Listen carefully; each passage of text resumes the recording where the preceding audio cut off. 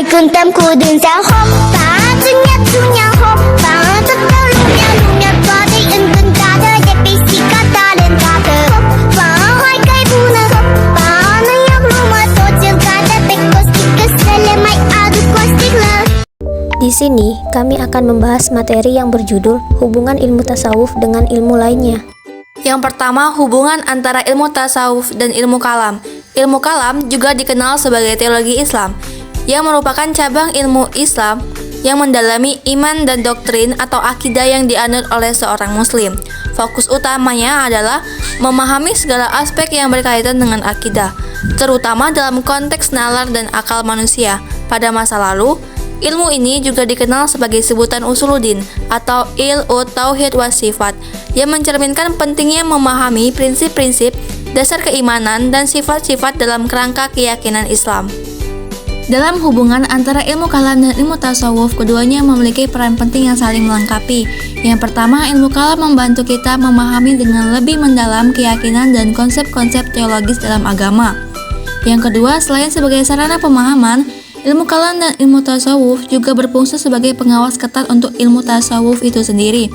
Jika ada ajaran atau tafsiran yang tidak sesuai dengan Al-Quran dan As-Sunnah, hal ini dianggap sebagai kesalahan yang perlu ditolak. Yang ketiga, peran ilmu kalam dan ilmu tasawuf juga dalam mengubah diskusi agama menjadi lebih dari sekadar perdebatan teologis. Persamaan antara ilmu tasawuf dan ilmu kalam yaitu memiliki objek kajian yang mirip. Ilmu kalam memfokuskan pada ketuhanan dan segala aspek yang berhubungan dengannya, sedangkan objek kajian tasawuf adalah Allah Subhanahu wa Ta'ala, dengan penekanan pada upaya mendekatinya. Meskipun tasawuf dan ilmu kalam berbagi banyak kesamaan, perbedaan utamanya terletak pada pendekatan untuk menemukan kebenaran. Kaum sufi lebih cenderung mengandalkan pengalaman batin atau mata batin, sementara mutakalim yang merupakan ahli ilmu kalam berupaya menggabungkan hati dan akal dalam pencarian kebenaran. Yang kedua, hubungan usul fiqh dan tasawuf.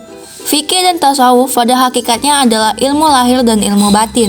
Keduanya saling melengkapi dan tidak bisa dipisahkan. Ilmu fikih itu memfokuskan diri bagaimana Islam diterapkan secara lahiriah. Bisa dikatakan semacam juklak atau petunjuk pelaksanaan bagaimana umat Islam menjalankan sholat, puasa, zakat, haji, mengubur jenazah, menikah, menghitung waris, dan lain-lain. Sedangkan ilmu tasawuf lebih memfokuskan praktik Islam secara batiniah, yaitu bagaimana mendekatkan diri kepada Allah secara ikhlas tanpa protes apapun kecuali kecintaan kepada Sang Pencipta.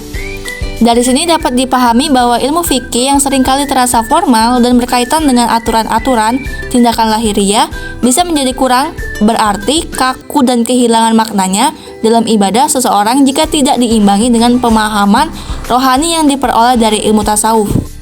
Yang ketiga, hubungan antara ilmu tasawuf dan ilmu filsafat. Ilmu tasawuf dan filsafat memiliki hubungan erat dalam Islam. Ilmu tasawuf seringkali dicampur dengan filsafat atau teosofi dalam skala yang besar. Dalam pandangan ilmu tasawuf, intelektual dianggap sebagai alat untuk mencapai pemahaman yang mendalam tentang yang mutlak dengan mencapai posisi yang tinggi. Perbedaan antara ilmu tasawuf dan filsafat. Yang pertama, pendekatan berbeda. Filsafat menggunakan akal dan logika serta metode argumentasi, sementara ilmu tasawuf menempuh jalan pengekangan hawa nafsu dan pandangan batin. Yang kedua, objek yang berbeda. Filsafat membahas berbagai aspek, baik fisik maupun metafisik, termasuk Allah, alam, dan manusia, dalam berbagai konteks. Sementara ilmu tasawuf lebih fokus pada pengenalan Allah melalui ibadah, ilham, dan intuisi. Dan yang terakhir, kritik antara keduanya. Terdapat kritik saling menyalah antara kaum sufi dan filsuf Islam, seperti kritik Al-Ghazali terhadap filsafat dan kritik Ibnu Rushd terhadap tasawuf. Mereka memiliki pendapat berbeda tentang metode dan hakikat pemahaman spiritual. Jadi, hubungan ilmu tasawuf dan filsafat, mereka saling mempengaruhi dan membantu memahami agama Islam dengan pendekatan dan fokus yang berbeda. Zikir, bacanya apa Kamsa? Itu kayak Uma. Subhanallah 33 kali. Subhanallah, subhanallah, subhanallah. Dan yang keempat, hubungan antara ilmu tasawuf dan psikologi. Ilmu tasawuf memiliki fokus pada penyucian jiwa dan kesadaran spiritual. Al-Hujwiri dan Harun Nasution berpendapat tentang pentingnya upaya untuk membersihkan jiwa manusia dan mencapai hubungan langsung dan disadari dengan Tuhan, sehingga menciptakan kesadaran akan komunikasi dan dialog antar ruh manusia dan Tuhan. Hubungan antara tasawuf dan psikologi terletak pada pemahaman dan analisis ilmiah tentang bagaimana praktik-praktik ilmu tasawuf mempengaruhi keadaan mental, emosi, dan perilaku manusia. Psikologi agama dalam konteks ini dapat membantu menjelaskan dampak praktik-praktik ilmu tasawuf pada keadaan psikologis individu dan bagaimana ini berdampak pada pendidikan Islam.